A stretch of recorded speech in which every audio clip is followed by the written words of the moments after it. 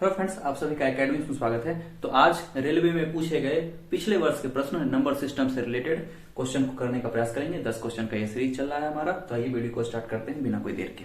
पहले प्रश्न के साथ लेंगे कि पहला प्रश्न कह रहा है, क्वेश्चन के अंदर है कि निम्नलिखित में से कौन सी संख्या 9 से विभाज्य है। तो यहाँ पर सबसे पहले बात करेंगे कि 9 से डिविजिबिलिटी का रूल क्या होता है। कोई भी संख्या 9 से कब विभाज्य होती है। तो इसके लिए क्या हम पूरी संख्या को 9 से भाग लगा के देखेंगे? बिल्कुल नहीं।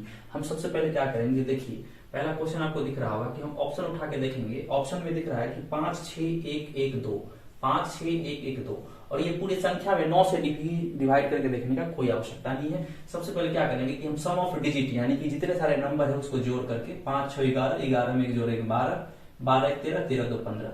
अब 15 कहीं से भी जो है सो 9 का एक मल्टीपल नहीं है। 9 के टेबल में कहीं भी 15 नहीं आता है। ये नंबर बिल्कुल जो है सो डिविजिबल 9 से नहीं हो पाएगा। इसको काट देंगे। एग्जाम के अंदर इसी प्रक्रिया को हम जल्दी जल्दी करेंगे। ठीक है, ऑप्शन बी को उठा करके चेक करते हैं। बी को देखते हैं। बी है 8 9, उसके बाद 4 4 5। अब देखिए तो ये संख्या जो है सो 9 से डिविजिबल है कि नहीं है।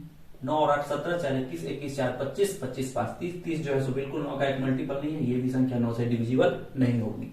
आइए तो ऑप्शन सी चेक करते हैं। ऑप्शन सी में है 4 9, उसके बाद में है 6 5 और 3। ये संख्या 9 से डिविजिबल होगा या नहीं होगा, ये बिल्कुल चेक करेंगे। 9 और 4 13, 13 6 19, 19 और 5 कितना 24, 24 और 3 27। 27 जो है सो बिल्कुल जो है सो 9 का एक मल्टीपल है। 9 के टेबल में 27 जो है सो एग्जिस्ट करता है।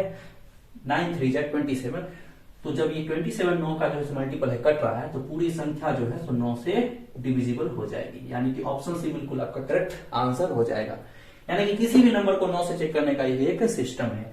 3 से भी इस तरीके से चेक करते हैं कि सम ऑफ डिजिट अगर 3 का मल्टीपल होगा, कट जाएगा 3 से, तो वो पूरा संख्या जो है सो 3 से डिविजिबल कहलाएगी। आई होप चीजें आपको समझ में आएगी होगी। बढ़ते हैं अगले क्वेश्चन की तरफ। तो चलिए अगला सवाल हमारा क्या कह रहा है देख लेते हैं। अगले सवालों में हमारा कह रहा है कि निम्नलिखित में से कौन सी संख्या 4 से पूर्णतः डिविजिबल होगी।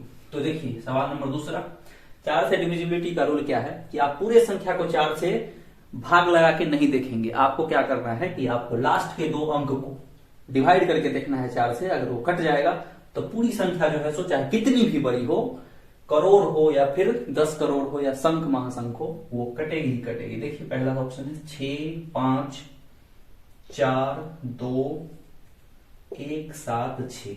ये एक संख्या दिख रही होगी ऑप्शन में, 6 5 4 2 1 7 6। अब ये क्या पूरी संख्या को 4 से अगर आप डिवाइड करके देखने लगो तो पता चलेगा कि एक ही क्वेश्चन के अंदर आपका 10 से 15 मिनट चला गया, जो कि काफी जो है सो मुश्किल खड़ी कर सकता है। भाई क्या करेंगे, लास्ट के 2 अंक, लास्ट के 2 डिजिट को उठा करके चेक कर देंगे।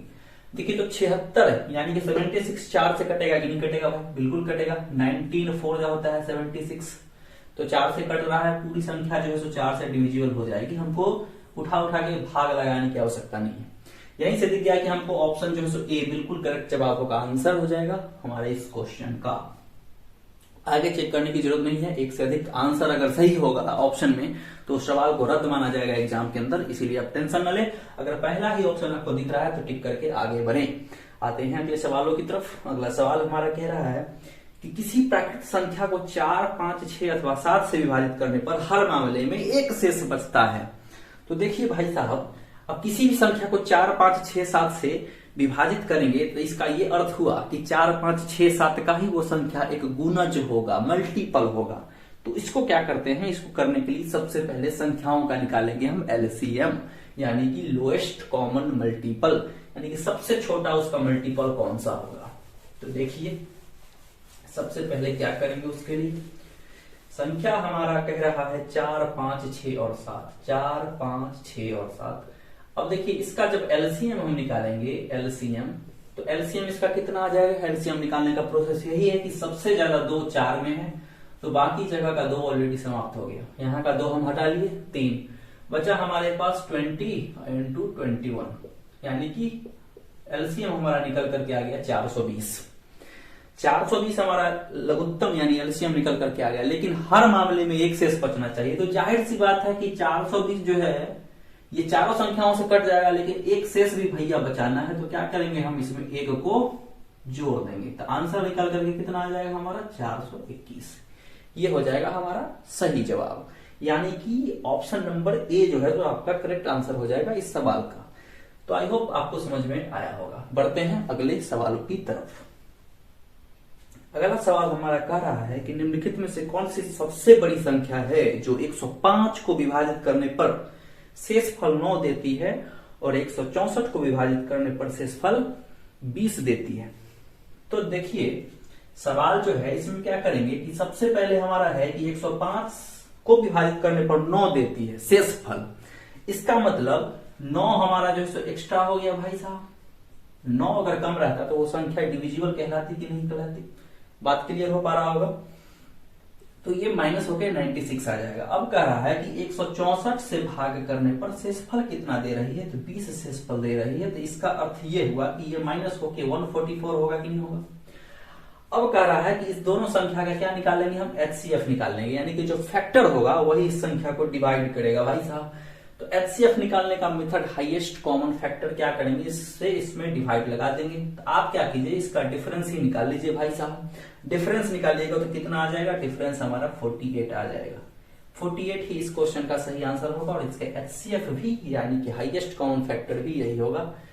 96 को ऐसे करके भी आप निकाल सकते हैं। एक बार में जाएगा 96, यहां से आ जाएगा 8, यहां से 4, इसको घेरिए, इसको यहां पर उतारिए, यानी कि 48 2 जा 96, ये भी यहां से कैंसिल आउट हो गया। यानी कि ये हमारा जो है सो HCF होता है, यहाँ भी HCF उसी तरीके से शॉर्ट टर्म में आप निकाल सकते हैं।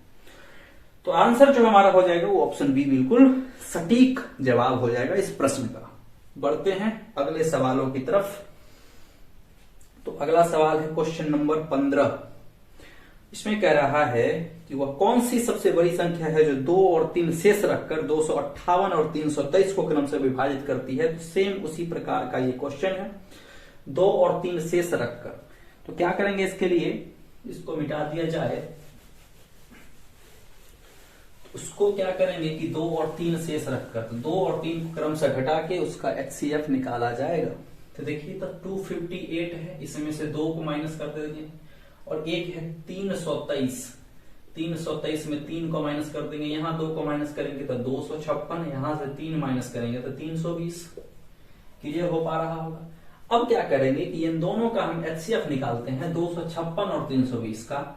तो HCF निकालने में परेशानी, कोनो तकलीफ, दिक्कत उठाने की आवश्यकता नहीं है। दोनों का डिफरेंस कितना होगा ये देख लीजिए, यानी कि दोनों का डिफरेंस 64 का हो रहा है। हमारा HCF निकल करके आ गया 64। 64 जो है सो इस क्वेश्चन का जो है सो करेक्ट आंसर हो जाएगा। उम्मीद करते हैं कि आपको बिल्कुल समझ में आया होगा। आते हैं अगले सवालों की दुनिया में। तो भाई साहब अगला सवाल हमारा ठीक है, प्रश्न संख्या, अब देखिए कह रहा है कि निम्नलिखित में से कौन सी संख्या 6 से डिविजिबल है। तो क्या कहते हैं कि 6 से विभाजित होने के लिए हमको सबसे पहले 2 से और 3 से विभाज्य होना पड़ेगा, क्योंकि 2 और 3 का ही एक जो है मल्टीपल है 6। तो सबसे पहले 2 से भाग लगाना है, तो 2 से डिविजिबिलिटी का रूल जो है वो इकाई स्थान का अंक इवेन यानी सम संख्या होना चाहिए। या तो 0 होगा या 2, 4, 6, 8 इसमें से कुछ होगा, तो वो 2 से डिविजिबल होगी। तो देखिए ऑप्शन के अंदर बी ऑप्शन तो इसी तरीके से छट जा रहा है, क्योंकि इकाई स्थान पर 3 है, 2 से विभाजित नहीं होगा भैया। पहले ऑप्शन देखिए 1 2 3 7 8, 1 2 3 7 8, ये 2 से तो हो रहा है, 3 से हो रहा है कि नहीं। सम ऑफ डिजिट देख लेंगे, 1 और 2 3, 3 6, 6 और 7 13, 13 8 21, 21 बिल्कुल 3 का एक मल्टीपल है, यानी कि 3 7 21। 3 से भी कट रहा है, 2 से भी कट रहा है, तो जाहिर सी बात है कि 6 से भी कटेगा। आपके दिमाग में ये बात क्लियर होना चाहिए। तो ऑप्शन ए ही हमारा जो है सो राइट आंसर हो जाएगा, यानी कि पहली ऐसी संख्या ये पहला ऑप्शन में है जो 6 से भी कटेगी और 2 3 से तो कटेगी ही कटेगी, क्योंकि 2 3 जो है सो 6 का एक मल्टीपल है। बात क्लियर हो पा रहा होगा, उम्मीद करते हैं। अगले सवालों की दुनिया में बढ़ते हैं। अगला सवाल यहाँ पर कह रहा है कि 9 8 7 बीच में x को इंक्लूड किया है। इन विकल्पों में से अनुपस्थित अंक चुने जो 6 से पूर्णतः विभाजित हो जाए। तो फिर से आ गया 6 से विभाजित करने वाला प्रोसेस। तो क्या करेंगे देखिए, संख्या हमारा है 9 8 7 बीच में x को इंक्लूड किया है, यही का नंबर हमको फाइंड करना है भाई साहब। उसके बाद 5 और 4। अब ये नंबर में हमको सबसे पहले देखना है कि इकाई स्थान पे 4 है, तो ये बिल्कुल जो है सो 2 से विभाजित हो जाएगा। अब देख लेते हैं 3 से। 9 और 8 17, 17 और 7 कितना 24, 24 और 5 29 और 29 और 4 33। अब 33 आ गया है और x की जगह पर ऐसा क्या ले लें, छोटी से छोटी संख्या जो कि 3 से कट जाए। तो 33 में 1 जोड़ेंगे तो 34 नहीं कटेगा, 2 जोड़ेंगे 35 नहीं कटेगा, 3 जोड़ देंगे तो 36 बिल्कुल कट जाएगा, क्योंकि ये 3 इंटू 12 12 तिहाई 36 हो गया। तो इस संख्या की जगह पर हम क्या लेंगे, तो 3 जरूर ले लेंगे हम, जिससे कि 2 से भी कट जाएगा और 3 से भी कट जाएगा। तो जाहिर सी बात है जब 2 से और 3 से कट रहा है तो संख्या किससे कट जाएगा, 6 से कट जाएगा। यानी कि हमारा ऑप्शन नंबर सी जो है सो इस प्रश्न का हो जाएगा बिल्कुल सही जवाब। बढ़ते हैं अगले सवालों की दुनिया में। अगला सवाल है कि 1265 में से क्या घटाया जाए कि प्राप्त संख्या 29 से पूर्णतः विभाजित हो जाए। एक संख्या है 1265, डिवाइड लगाना है इसको 29 से, ठीक है। ऐसी संख्या में हम डिवाइड करके ही देख लेते हैं भाई, जो शेष बचता है उसी को माइनस कर देते हैं। तो आइए तो 29 चार बार में लगाएंगे, 9 चौके 36, 4 दूनी 8 और 3 11, यहां से 0, यहां से 1 ही कट गया, 5 यहां से। अब देखिए यहां से भाग लगाएंगे कितना बार में तो 3 बार में लगा देंगे भाई। तो 29 तिहाई 29 27 और 2 तिहाई 6 और 2 8, यहां पर बच जाएगा 18। अब देखिए तो 18 जो है सो हमारा रिमाइंडर बच के आया है। यही रिमाइंडर अगर नहीं बचता तो ये संख्या जो है सो 29 से कट जाती या नहीं कटती। बात क्लियर हो पा रहा होगा कि नहीं हो रहा है।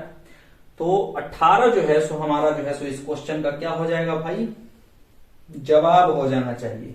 यानी कि सी ऑप्शन जो है सो बिल्कुल करेक्ट होगा इस सवाल का। आते हैं अगले सवालों की दुनिया में। सवाल नंबर 19 आपके लिए कह रहा है कि कौन सी संख्या 1184 में से घटाई जानी चाहिए ताकि प्राप्त संख्या 21 से पूरी तरह से विभाजित हो जाए। तो सेम इसी तरीके का ये सवाल है कि 1184 डिवाइड करना है भाई 21 से, ठीक। तो 21 पंचे क्या होता है 5, 5 दूना 10, 6 करेंगे 6, 6 दूना 12 ज्यादा हो जाएगा, 3 यहां से आ गया 1 ही कट जाएगा, यहां से 4 हम उतार देंगे, 21 छक्के लगा देंगे 6 और 6 दूना 12, 126, यहां से 8 बच गया। यानी कि 8 जो है सो एक्स्ट्रा बच रहा है। इसका अर्थ ये हुआ कि अगर हम 1184 में से हम 8 को अगर माइनस कर देते तो बिल्कुल वो 21 से कट जाता, यानी कि 1176 जो है सो बिल्कुल 21 से डिविजिबल होगा। तो यही प्रश्न का आंसर हो जाएगा 8, यानी कि ऑप्शन सी आपका बिल्कुल सही जवाब हो जाएगा। आते हैं आज के लास्ट क्वेश्चन पे कि 1739 में कम से कम क्या जोड़ा जाए कि 11 से पूर्णतः विभाजित हो जाए। 1739, देखिए 1739 है, 11 से पूर्णतः विभाजित करना है तो 11 से भाग लगाएंगे, एक बार में 11 जाएगा, यहां से आ जाएगा 6 कट गया 3, 5 बार में जाएगा 55, ठीक है। अब यहां से 13 में से 5 जाएगा तो 8, ये 9 यहां पर आ गया, 11 8 88, यहां से ये 1। यानी कि जाहिर सी बात है कि यहां पर हम 1 माइनस कर देते 158 में, बचता 157 जो कि 11 से कट जाता। कटता कि नहीं कटता भाई, देख सकते हैं। 1 जो है सो यहां पर एक्स्ट्रा आ रहा है, तो 1700 यहां पर ये जो 1 है वो 1739 माइनस 1 कर देते तो 1738 होता हमारा, जो कि 11 से पूर्णतः कट जाता। तो आंसर जो हमारा निकल करके आया वो ऑप्शन नंबर सी जो है सो बिल्कुल सही जवाब हो जाएगा इस प्रश्न का। तो ये सीरीज हमारा इसी तरीके से जारी रहेगा जब तक कि रेलवे का एग्जाम ग्रुप डी या एनटीपीसी ना हो जाता है CBT 2। तो मिलते हैं फिर अगले वीडियो में। आई होप कि आपको अच्छी लगी होगी, तो इसको लाइक कर दें और आने वाले वीडियो के लिए चैनल को बिल्कुल सब्सक्राइब करना ना भूलें। मिलते हैं अगले वीडियो में, तब तक ध्यान रखें अपना, पढ़ाई जारी रखें। जय हिंद।